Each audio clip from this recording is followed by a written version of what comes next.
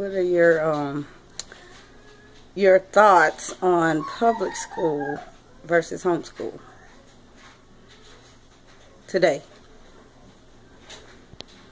My thoughts of public school versus homeschool? Well, I don't have a problem with homeschooling. I think there's some advantages to both. You know, in homeschooling, you're a little more in control of the curriculum and what's taught.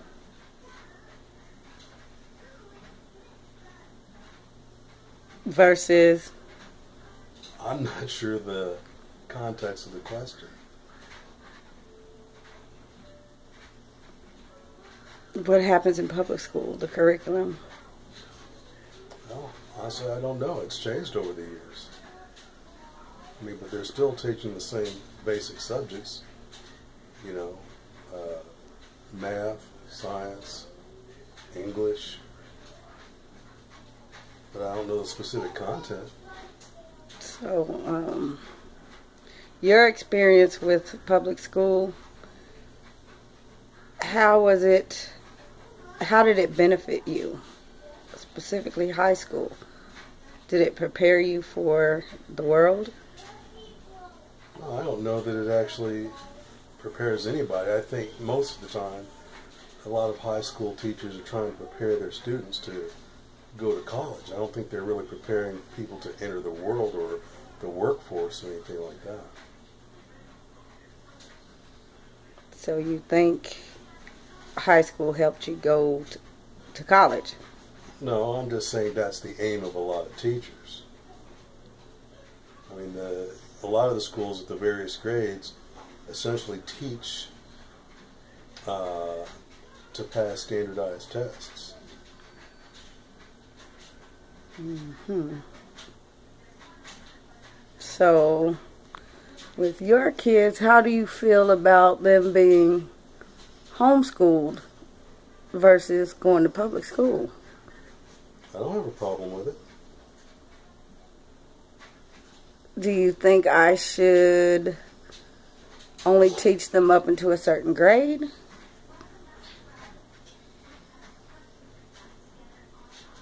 When you say up until a certain grade, you talking like 6th grade or something like that? Or do you think I should graduate them from high school? Well, that's...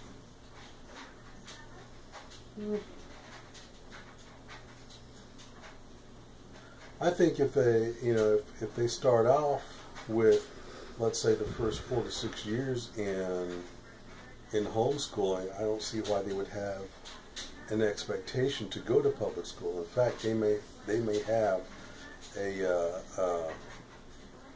problem adjusting to public school. How so? Well, again, it goes back to my point of the tighter control and more individual attention that they're going to get either in homeschooling or in private school versus public school. That was one of the things that I encountered making the transition from private school to public school. So in homeschooling and in private school, what teachers, parents in homeschooling, teachers in private school have the ability to do is, because their classes are generally smaller, their populations that they focus on are much smaller. There's more individual attention. There's more individual attention. Nice. So when you have a teacher who has at least 20 students, a population of 20 students to monitor, there's no way students can get that, that level of attention. And I know I had that problem in high school, particularly in my math classes.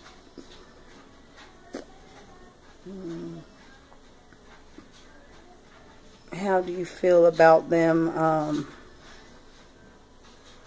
not following traditional standard history? What do you mean traditional standard history? Well, being homeschooled, they can, for instance, in public school, they're taught Christopher Columbus. A lot of schools are trying to catch up to this era and teach the truth, but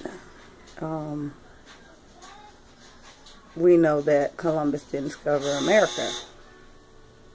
So, like, they can, we can cater to their needs. History-wise, they can learn what we want them to learn. Or do you just prefer traditional history? I've never been much into history one way or the other because a lot of it is subjective more than it is objective. So, it's a lot of people choose to believe that history is entirely up to them. So, I don't have any particular opinions on that. What about African American history? That's why he's gonna hate me. He's not. Go sit. What about it? How do you feel about them learning? I don't have a problem with that. Just as long as it's factually accurate, and researchable. What about religion? There's lots of religious schools around, so they teach religion. So you don't have a problem with them being taught that as part of their curriculum? No. Any particular religion? Any particular religion?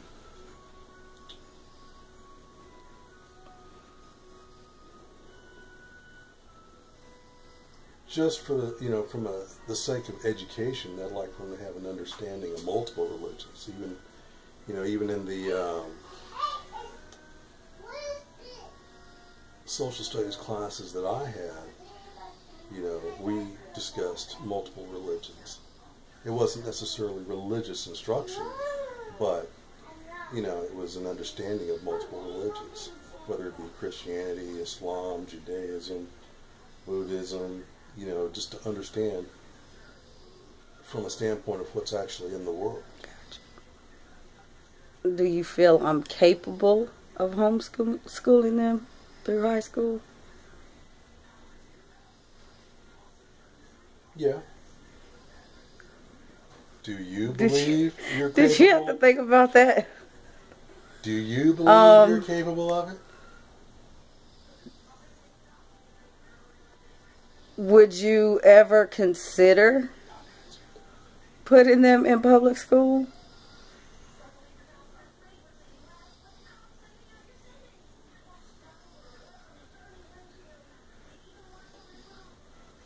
And too long. No. No? Yeah. I have my reservations about public school, only because they're exposed to a lot of different things outside the classroom that aren't necessarily the best for them. And again, it goes down to, the whole discussion of the history and what's taught versus in one class versus what's not taught in another class. You could debate that all day long. But my point about where I disagree with how government schools are actually applying now, there are no real social standards there. Okay, these kids aren't learning how to be respectful kids growing into respectful young adults. They're being taught that anything can go, and so when it comes to a particular social standard or the establishment of a social standard, there aren't any, because they're taught that they can actually make it up as they go along.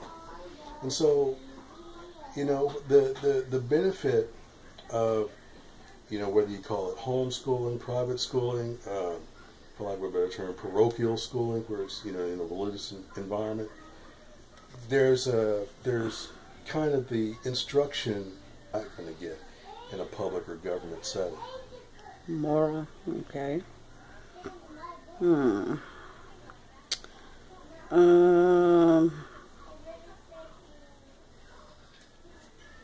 Do you think that you will take part in teaching them at some point? Well, as a parent, that's just natural. I mean, all schooling doesn't happen in a classroom setting. There's always teaching that's done by parents at home. That's just part of raising children. So let's say they get to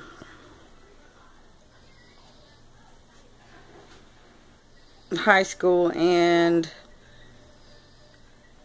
they decide they don't want to go to college. Then what? Have to cross that bridge when I get there. What advice would you give them?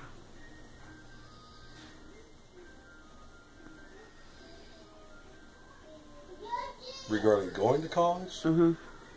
Well, all I can say that one thing that college attempts to do versus high school is teach them certain skills that they can apply in, in their professional lives. Without that, there's not really much they can do. There's going to be a larger exposure than just traditional classroom that they would get either at homeschooling or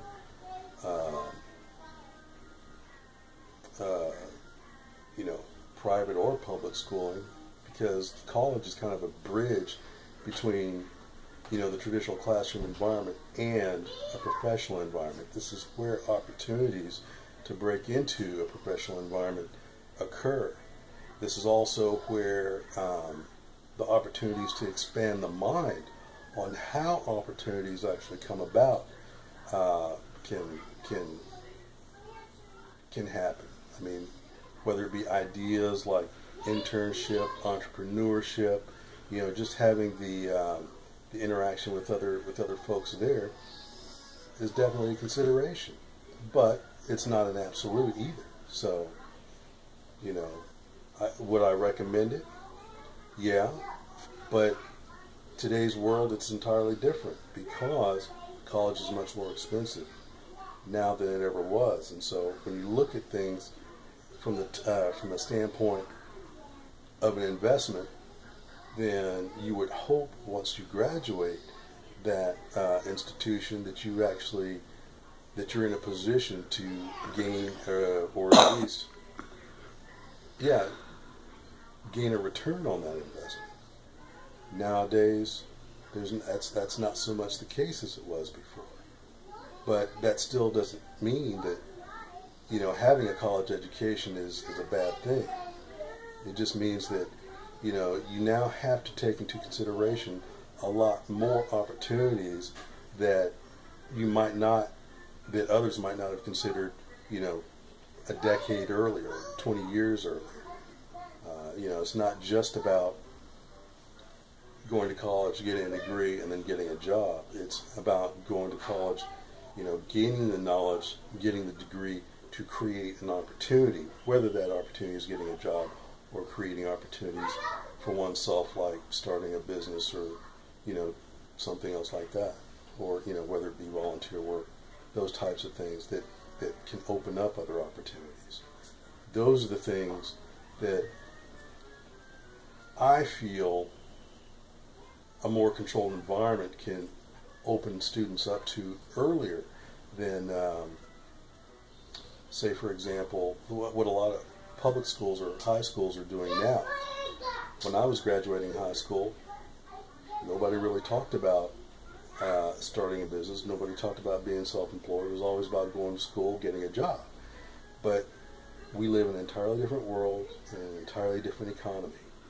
And the internet has actually replaced a lot of jobs. So now, in my opinion, it's about how to create opportunity beyond the education, not just a job. Gotcha. So how would you incorporate life skills within their schooling? Like, would you teach them a trade? Or would you suggest they take up a trade? as they are in high school? That's actually the way it used to be. You used to have courses like industrial arts, auto shop. You used to have that. And so, but you don't have those types of courses anymore. Since those courses, which generally prepared people out of high school to go into the workforce, don't exist anymore, a lot of these public schools tried to gear students to go directly to college.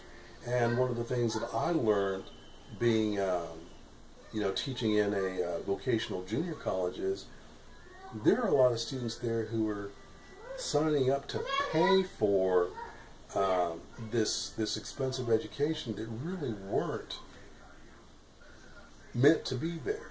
You know, some of these schools supposedly tried to prepare these students to go on to 4-year degrees, but they weren't college-ready students anyway. They just wanted to work, a simple job and, put food on the table. They weren't really ambitious in establishing a career for themselves. So there will always be that, but there will always be a need for trade as well as professions. So, it's basically up to the kid at that particular point to capitalize on whatever talents they have. So,